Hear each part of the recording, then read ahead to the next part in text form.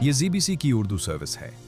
پیش خدمت ہے حالات حاضرہ کا پروگرام سیربین. یہ پروگرام ہر روز رات 8 بجے ہمارے YouTube چینل پر پیش کیا جاتا ہے.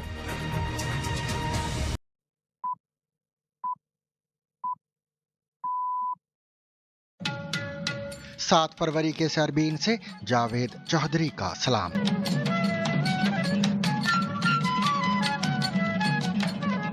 صدر ٹرمپ کا کہنا ہے کہ مسقط میں اچھی بات چیت ہوئی. لگتا ہے کہ ایران شدت سے معاہدے کا خواہش مند ہے.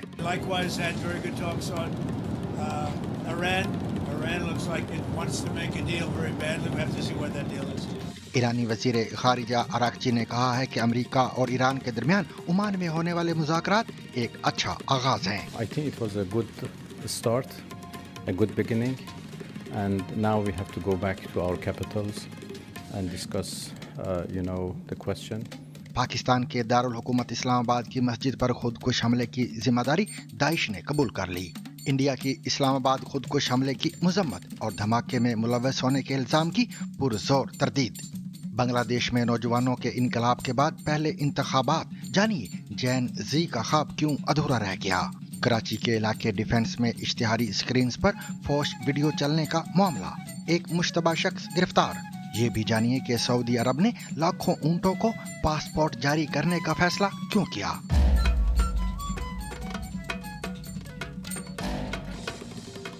کولمبو میں مڈل آرڈر کی لغزش کے باوجود پاکستان کی سنسنی خیز فتح. Straight down the ground. There's a fielder there. Oh, and it's dropped. Dubai میں پیاز کاٹنے سے پاکستان کے ورلڈ کپ اسکواڈ تک کا سفر. سنیے اسپنر عثمان طارق کی کہانی. جب مجھے سلیکشن کی کال آئی تو آئی واز لائک سلیپنگ، کیونکہ میری شادی ہو رہی تھی تو اس دن پہ مہندی کا پروگرام تھا. اس کے علاوہ مزید خبریں بھی آج کے سیربین کا حصہ رہیں گی، مگر ہمیشہ کی طرح پہلے اہم عالمی خبروں کا خلاصہ.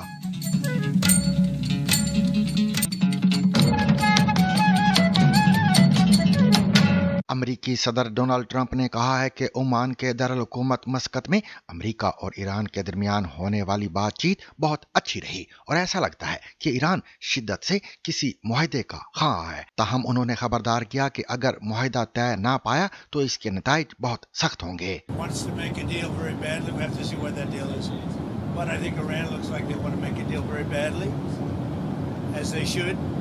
Last time they decided maybe not to do it, but I think they probably feel differently. We'll see what the deal is.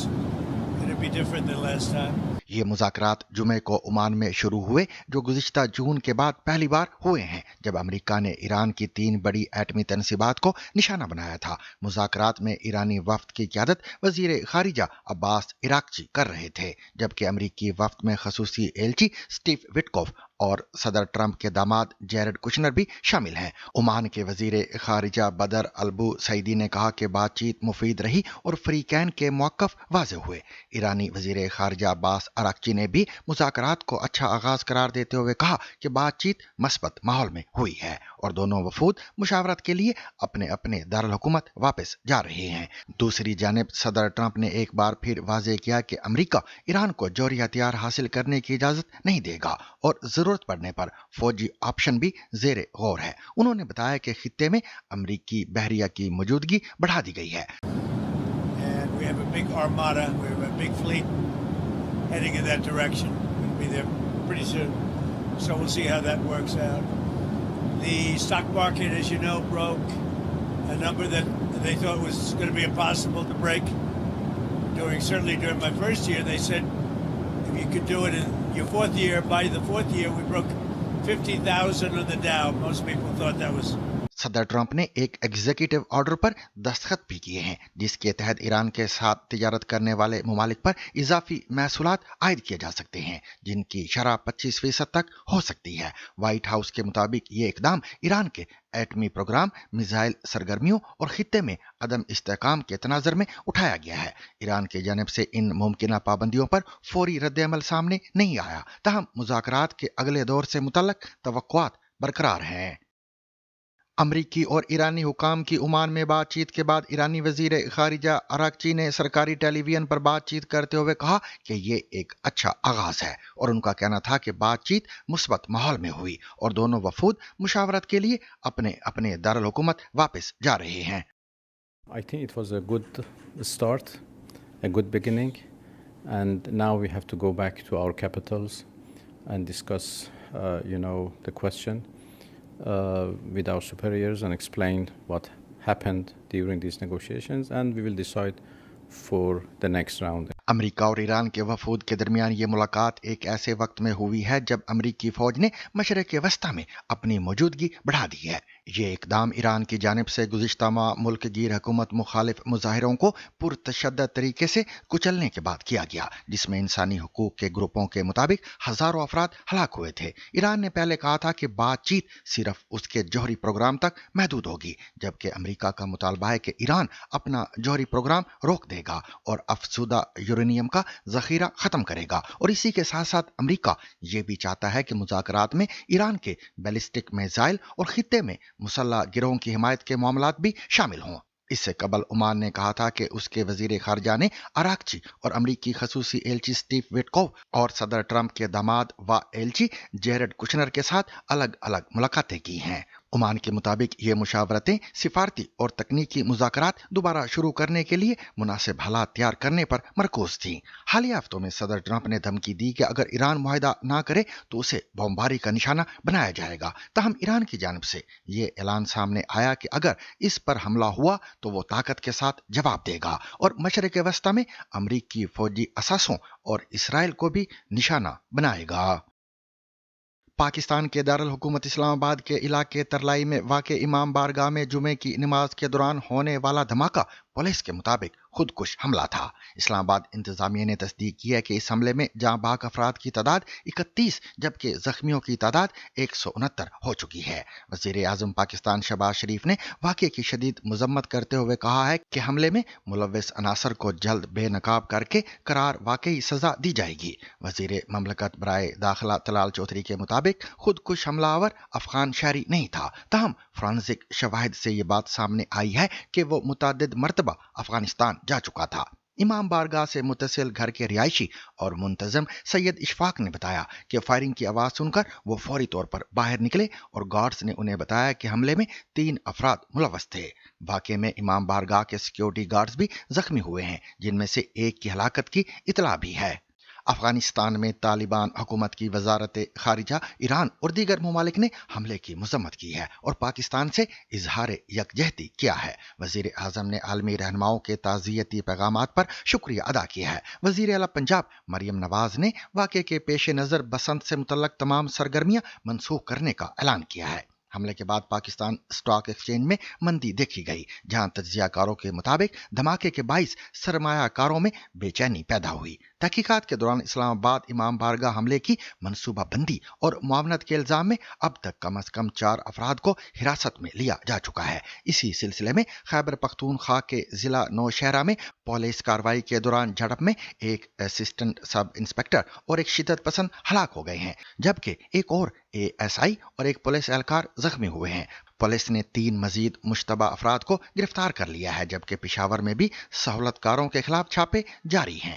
ہمارے ساتھ موجود ہیں پاکستان کے سابق سفیر عمران علی۔ عمران علی، پاکستان کے دارالحکومت اسلام آباد کی امام بارگاہ میں ہونے والا دھماکہ اس وقت ہوا جب 2 ڈگنیٹیز اسلام آباد میں موجود تھیں۔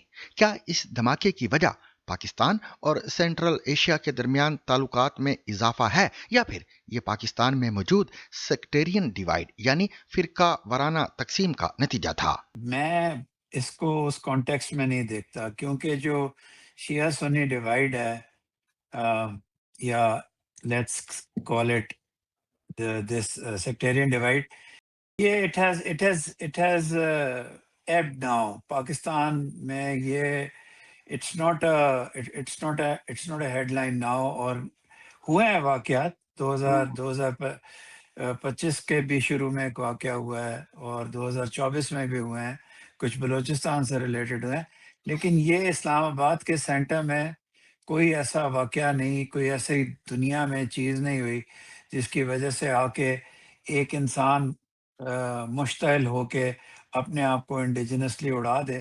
Of course there is going to be an international hand. میں ان میں سے نہیں ہوں جو واقعہ ہوتے ہی شور مچائے یا پسند کرے شور مچانا ملکوں کے نام. لیکن یہ اسلام آباد کے سینٹر میں ہونا، امام بارگاہ پہ بسنت والے دن دو تین ڈگنیٹریز آ چکے ہیں. ہم ایران از آن دا بوائل. ہم تو یہ کسی نے بڑی ڈیلیبریٹلی ایکسپلائٹ کرنے کی کوشش کی ہے. صحیح. عمران علی، آپ کا شکریہ. انڈیا کی وزارت خارجہ نے ایک بیان میں پاکستان کے دارالحکومت اسلام آباد کے علاقے ترلائی میں امام بارگاہ پر ہونے والے دھماکے کی مذمت کی ہے. انڈین وزارت خارجہ کے ترجمان رندھیر جیسوال نے اپنے بیان میں کہا ہے کہ اسلام آباد کی مسجد میں بم دھماکہ قابل مذمت ہے اور انڈیا اس سے ہونے والی ہلاکتوں پر رنج اور دکھ کا اظہار کرتا ہے. بی بی سی ہندی کے مطابق بیان میں الزام عائد کیا گیا کہ یہ بدقسمتی کی بات ہے کہ پاکستان اپنے سماجی مسائل کو سنجیدگی سے حل کرنے کی بجائے اپنی اندرونی خرابیوں کی ذمہ داری دوسروں پر ڈال کر خود کو دھوکہ دے رہا ہے. بیان کے مطابق انڈیا ایسے تمام بے بنیاد الزامات کو مسترد کرتا ہے. یاد رہے کہ پاکستان کے وزیر دفاع خواجہ آصف نے اس حملے کے پیچھے انڈیا اور افغانستان کے ملوث ہونے کا الزام لگایا ہے. خواجہ آصف نے سوشل میڈیا پوسٹ میں کہا تھا کہ ثابت ہو گیا ہے کہ حملہ آور نے افغانستان کا دورہ کیا تھا اور انڈیا اور افغانستان کی ملی بھگت اب سامنے آ رہی ہے. دوسری جانب افغانستان کی طالبان حکومت نے بھی پاکستان میں ہونے والے دھماکے کا مذمتی پیغام جاری کیا ہے. افغان وزارت خارجہ کے ترجمان عبدالقہار بلخی نے ایک بیان میں کہا ہے کہ افغانستان میں طالبان حکومت اسلام آباد میں جمعے کی نماز کے دوران امام بارگاہ میں ہونے والے خودکش حملے کی شدید مذمت کرتی ہے، جس کے نتیجے میں متعدد نمازی ہلاک اور زخمی ہوئے ہیں. داعش نے اسلام آباد کے علاقے ترلائی میں جمعے کی نماز میں مسجد ختیجۃ الکبریٰ پر ہونے والے حملے کی ذمہ داری قبول کر لی ہے. بی بی سی مانیٹرنگ کے مطابق یہ دعویٰ گروپ کے ٹیلی گرام چینلز پر سامنے آیا ہے، جس کے مطابق اس حملے کے پیچھے داعش کا پاکستان میں متحرک گروہ ہے اور یہ ایک خودکش دھماکہ تھا. داعش کے خبر رساں ادارے اماک نے بھی ایک بیان جاری کیا ہے جس میں مبینہ نقاب پوش حملہ آور کی تصویر بھی شیئر کی گئی ہے. بنگلہ دیش میں طلباء کی قیادت میں ہونے والے خون ریز عوامی انقلاب کے بعد ملک پہلے عام انتخابات کی طرف بڑھ رہا ہے. تاہم نوجوان نسل بالخصوص جنریشن زی کے خواب اب بھی ادھورے دکھائی دیتے ہیں. جولائی 2024 کے احتجاجی مظاہروں کے دوران سخت کریک ڈاؤن میں اقوام متحدہ کے مطابق تقریباً 1400 افراد ہلاک ہوئے، جس کے بعد وزیر اعظم شیخ حسینہ اقتدار سے ہٹ گئیں اور ملک چھوڑ گئیں. اس تحریک کی علامت بننے والے نوجوان راحت حسین آج بھی اپنے دوست امام حسن بھویان کی موت کے صدمے سے نہیں نکل سکے، جنہیں احتجاج کے دوران پولیس نے گولی مار کر ہلاک کر دیا تھا. اس تشدد نے طلباء تحریک کو ملک گیر بغاوت میں بدل دیا، جسے دنیا بھر میں جنریشن زی کی سب سے کامیاب عوامی تحریک قرار دیا گیا. انقلاب کے بعد طلباء رہنماؤں نے نیشنل سٹیزن پارٹی یعنی NCP کے نام سے نئی سیاسی جماعت بنائی، مگر انتخابات سے قبل پارٹی شدید اندرونی اختلافات، ناتجربہ کاری اور خواتین کو نظر انداز کرنے کے الزامات کا شکار ہو گئی. NCP کا جماعت اسلامی کے ساتھ انتخابی اتحاد اور خواتین امیدواروں کی انتہائی کم تعداد تحریک کی کئی نمایاں خواتین رہنماؤں کے استعفوں کا سبب بنی. دوسری جانب عوامی لیگ پر پابندی کے باعث سیاسی خلا روایتی جماعتیں خصوصاً بنگلہ دیش نیشنلسٹ پارٹی یعنی BNP پر کرتی نظر آ رہی ہیں، جس سے خاندانی سیاست کے دوبارہ مضبوط ہونے کے خدشات بڑھ گئے ہیں. نوجوان کارکنوں کا کہنا ہے کہ جس مساوی، منصفانہ اور جمہوری بنگلہ دیش کے لیے انہوں نے قربانیاں دیں وہ خواب ابھی پورا نہیں ہو سکا. 12 فروری کے انتخابات کو اس سوال کا فیصلہ کن موڑ قرار دیا جا رہا ہے کہ آیا یہ انقلاب واقعی نظام بدلے گا یا پرانی سیاست نئی صورت میں واپس آ جائے گی. پاکستان کے سب سے بڑے شہر کراچی کے پوش علاقے ڈیفنس میں اشتہاری SMD سکرینز پر فوش ویڈیو چلنے کے واقعے کے بعد پولیس نے ایک مشتبہ شخص کو گرفتار کر لیا ہے. DIG جنوبی اسد رضا کے مطابق گرفتار ملزم نے بیان دیا ہے کہ ویڈیو اس کے موبائل فون سے حادثاتی طور پر چل گئی تھی. پولیس کے مطابق 2 روز قبل ڈیفنس کی مرکزی شاہراہ پر نصب اشتہاری سکرینز پر چند لمحوں کے لیے فوش ویڈیو نشر ہوئی، جسے بعض شہریوں نے ریکارڈ کر کے سوشل میڈیا پر شیئر کر دیا، جس کے بعد عوامی سطح پر شدید رد عمل سامنے آیا. نجی اشتہاری کمپنی کے آپریشن مینیجر آصف خان نے بتایا کہ واقعہ کمپنی کی ساکھ کو نقصان پہنچانے کی کوشش ہو سکتا ہے، اسی لیے کمپنی نے خود एक मुलाजिम को पुलिस के हवाले किया ताकि हकाइक सामने आ सकें। पुलिस ने ताज़ीरात पाकिस्तान की दफ़ा 292 के तहत मुकदमा दर्ज कर लिया है, जो फौश मवाद की तैयारी, तकसीम या अवामी नुमाइश को काबिल सज़ा जुर्म करार देती है। FIR के मुताबिक 4 फरवरी की रात खयाबान इत्तेहाद पर वाक़े स्क्रीन पर वक्फे से फौश मवाद चलता रहा, जिस पर कंपनी ने फौरी तौर पर स्क्रीन बंद करवा दी। पुलिस का कहना है कि वाक़े की मुख्तलिफ पहलुओं से तफ्तीश जारी है, जबकि हैकिंग या तकनीकी खराबी के इम्कानात का भी जायजा लिया जा रहा है। वाज़ेह है कि SMD यानी सरफेस माउंट डिवाइस इश्तिहारी स्क्रीन जदीद LED टेक्नोलॉजी पर मबनी होती हैं, जिनमें हर पिक्सल के अंदर सुर्ख, सब्ज और नीले रंग के छोटे छोटे LED डायोड्स नस्ब होते हैं। ये डायोड्स मुख्तलिफ शिद्दत से रोशनी खारिज करते हैं और मिलकर लाखों रंग पैदा करते हैं, जिससे तस्वीर निहायत वाज़ेह, रोशन और हाई रेजोल्यूशन में नजर आती है। ये स्क्रीन्स आमतौर पर बड़े बिलबोर्ड, शॉपिंग मॉल्स, स्टेडियम्स और मरकजी शाहराहों पर नस्ब की जाती है। इनका निज़ाम क्लाउड या लोकल सर्वर से मुंसलिक होता है, जहां से इश्तिहारात या वीडियोस अपलोड करके नेटवर्क, वाईफाई, लैन या मोबाइल इंटरनेट के जरिए चलाए जाते हैं। तवानाई की बचत और दिन रात में यकसा ब्राइटनेस के बाइस SMD स्क्रीन्स आज के दौर में सबसे ज्यादा मकबूल डिजिटल इश्तिहारी जरिया समझी जाती हैं। SMD इश्तिहारी स्क्रीन्स के हैक होने का खतरा काफी ज्यादा है, खासतौर पर जब वो इंटरनेट या वाईफाई नेटवर्क से जुड़ी हों। हैकर्स नेटवर्क या सॉफ्टवेयर में मौजूद कमजोरियों का फायदा उठाकर स्क्रीन्स को कंट्रोल कर सकते हैं। अगर स्क्रीन्स क्लाउड सिस्टम से जुड़ी हों तो हैकर्स इन्हें चलाने वाली कंपनी के अंदरूनी डेटा तक भी रसाई हासिल कर सकते हैं।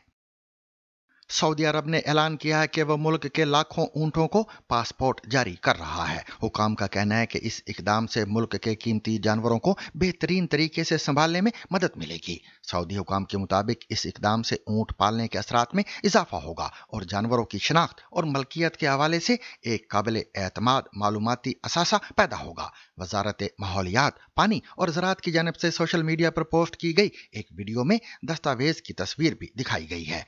इसमें एक सब्ज पासपोर्ट दिखाया गया जिसमें मुल्क के कोट ऑफ आर्म्स और ऊंट की सुनहरी तस्वीर है। 2024 में हुकूमत ने अंदाजा लगाया था कि सऊदी अरब में तकरीबन 22 लाख ऊंट हैं, जो हर साल मुल्क की मईशत में 2 अरब रियाल से ज्यादा का हिस्सा डालते हैं। अरब न्यूज के मुताबिक दुनिया भर में तकरीबन 3 करोड़ 50 लाख ऊंट हैं, जिनमें से 1 करोड़ 70 लाख अरब दुनिया में है। अरब ममालिक में सोमालिया पहले नंबर पर है, इसके बाद सूडान, मोरितानिया, सऊदी अरब और यमन है। ऊंट सऊदी अरब के कौमी निशान का हिस्सा भी है। मुल्क में ऊंटों की खूबसूरती के मुकाबले और शोज भी मुनक्कद होते रहते हैं, जहां बेहतरीन ऊंटों को इनामात से नवाजा जाता है। सऊदी अरब और अरब खलीजी ममालिक में बिलअमूम ऊंटों की तारीख तवील है। ऊंट सदियों से जजीरा अरब और आसपास के खित्तों में इंसानी जिंदगी का लाजमी हिस्सा रहा है। 20वीं सदी के आगाज तक मक्का और मदीना के सफर के लिए ऊंट ही वाहिद जरिया नकलो हमल थे और अफगानिस्तान, वस्ती और जनूबी एशिया हत्ता के मशरक के बईद से जायरीन तवील काफलों की सूरत में ऊंटों पर हिजाज पहुंचते थे। हालिया तहकीक के मुताबिक सऊदी अरब में पत्थरों पर कुंदा ऊंटों के मुजस्मे दुनिया के कदीम तरीन जानवरों की तस्वीरें हो सकती हैं, जिनकी उम्र 7 से 8,000 साल बताई गई है। ये यादगारें न सिर्फ अहराम मिस्र बल्कि पत्थर के जमाने से भी कदीम समझी जा रही हैं और उस दौर की अक्कासी करती हैं जब अरब खित्ता सब्जाजारों और झीलों पर मुश्तमिल था। मौरखीन के मुताबिक ऊंटों के बगैर अरब के खुश्क सहराओं में जिंदगी मुमकिन न थी। तिजारत, सफर, शायरी और मजहबी रिवायत हर शोबे में ऊंट का किरदार नुमाया रहा। पैगंबर इस्लाम की ऊंटनी कस्बा भी इसी तारीखी ताल्लुक की अलामत है। जदीद सऊदी अरब के बानी शाह अब्दुल अजीज और मौजूदा क़यादत भी ऊंटों से गहरी वाबस्तगी रखती है। अगरचे आज नकलो हमल के जदीद ज़राए मौजूद हैं, मगर ऊंट अब भी सकाफत, मईशत और शनाख्त का हिस्सा हैं। ऊंट का दूध, ऊन और खाल जदीद सनत का रुख इख्तियार कर चुके हैं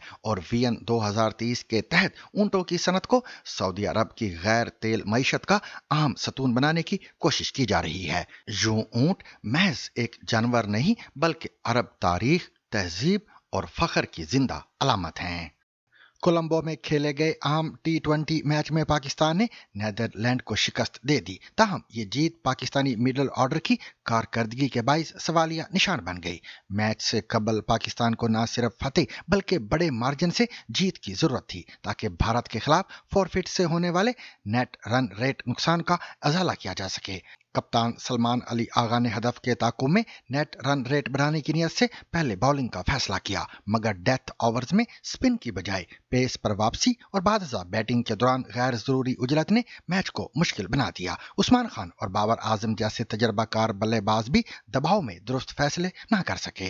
नीदरलैंड के बल्लेबाजों ने इब्तिदा में पाकिस्तानी बॉलिंग अटैक के खिलाफ जुर्रतमंदाना खेल पेश किया, ताहम सुस्त श्रीलंकन कंडीशंस में पुरानी गेंद के खिलाफ जारहाना हिकमत अमली उनके लिए नुकसानदेह साबित हुई। मैच का फैसला कुन लम्हा उस वक्त आया जब मैक्स ओडाउड ने एक आसान कैच छोड़ दिया, जिसके बाद फहीम अशरफ ने मौके से फायदा उठाते हुए पाकिस्तान को फतह से हमकिनार कर दिया। यूं एक मुमकिना अपसेट टल गया, मगर पाकिस्तानी मिडिल ऑर्डर की बेनियाजी ने टीम मैनेजमेंट के लिए कई संजीदा सवालात जरूर खड़े कर दिए हैं। 4 to win and 4 it is. Netherlands being asked to bat first. They got to 147 all out. They'll be disappointed at how it fell away. जब मुझे सिलेक्शन की कॉल आई तो आई वाज लाइक स्वीपिंग, क्योंकि मेरी शादी हो रही थी तो उस दिन पे मेहंदी का प्रोग्राम था। And while sweeping I just got the call from my president of Nowshera Gauhar Ali, तो उन्होंने कहा कि मुबारक हो, आपकी सिलेक्शन हो गई है। सो I was quite amazed and at that time like मुझे यकीन नहीं आ रहा था कि ये मतलब कोई मजाक हो रहा है, क्या कह रहे हैं, लेकिन any how like it was quite surprising